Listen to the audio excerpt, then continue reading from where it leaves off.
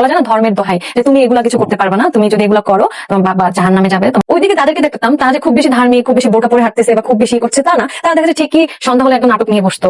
তো সে টিকটক করতে চায়, এরকম যে অ্যাপগুলোতে এরকম ড্যান্স এবং এসব পারফরমেন্স করতে চায়। আমি তো তাকে বোঝাতে পারি না যে আমি যেটা করি যে তুমি যখন আমার সাথে থাকবে তখন তুমি এগুলো করতে পারবে, কিন্তু এগুলো আমরা পোস্ট করবো।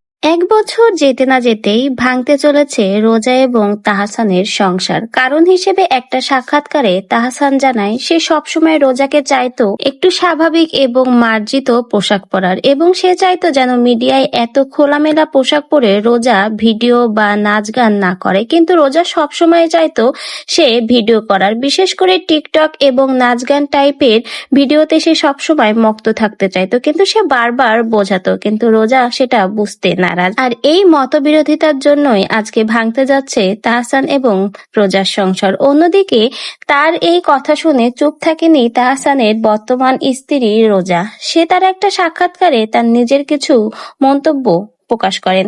সে জানিয়েছে তারা সবসময় আমাকে ধর্মের দোহাই দিত, বাড়ির বউ হিসেবে আমাকে নানা কাজে তারা বিরত থাকতে বলতো, কিন্তু তারা যে খুব একটা বেশি ধার্মিক তেমনটা নয়। তারা সন্ধ্যা হলেই নাটক দেখতে বসতো, কিন্তু ধর্মের দোহাইটা কেবলই মাত্র আমার ক্ষেত্রে চলতো। এটা করা যাবে না, ওটা করা যাবে না, এটা করলে তুমি জাহান্নামে যাবে, ওটা করলে তোমার বাবা জাহান্নামে যাবে, এরকম নানা কথা দিয়ে আমাকে সবসময় আটকে রাখতো।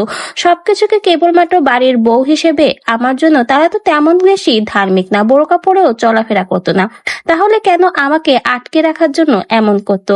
আমি বুঝতে পেরে আস্তে আস্তে তাদের থেকে সরে আসি, নিজেকে স্বাভাবিক রাখতে চেয়েছি, কারণ আমি সবসময় স্বাধীন জীবনযাপনে পছন্দ করতাম, কিন্তু তারা আমাকে সবসময় একটা বাধ্যবাধকতার ভিতরে বাঁধতে চেয়েছিল। আমি এটা বুঝতে পেরে আস্তে আস্তে সরে এসেছি। প্রথম দিকে তাহসান আমাকে যেমন ভালোবাসা দেখিয়েছিল, বিয়ের কিছুদিন যেতে না যেতেই সেই ভালোবাসার ভিতরেও আমি কিছুটা খুঁত পেয়েছি, এজন্য নিজে থেকেই এখন সরে যাচ্ছি। ঠিক এইভাবেই তাহসান আর রোজা নিজেদের মন্তব্য নিজেরা নিজ নিজ দিক থেকেই প্রকাশ করেছে, এবং জানা যায় তাদের দুজনের সিদ্ধান্ত মতেই চলতি বছরে তারা আনুষ্ঠানিকভাবে ডিভোর্সের সিদ্ধান্ত নিচ্ছে। তাহলে শেষমেশ জানাই গেল তাহসান এবং রোজার সংসার ভাঙার আসল কারণ, এবং চলতি বছরে আনুষ্ঠানিকভাবে তারা ডিভোর্সের ঘোষণা দিবে। অনেকেই বলে দ্বিতীয় বিয়ের সংসার কখনো সুখের হয় না, দ্বিতীয় ভালোবাসা কখনো পূর্ণতা পায় না। এটা যেন সত্য হলো। সকলের একটাই কথা ছিল, তাহসান মনে হয় শেষমেশ দ্বিতীয় সংসারে সুখ খুঁজে পেল, কিন্তু 1 বছর যেতে না যেতেই তাদের সংসারে ফাটল ধরল।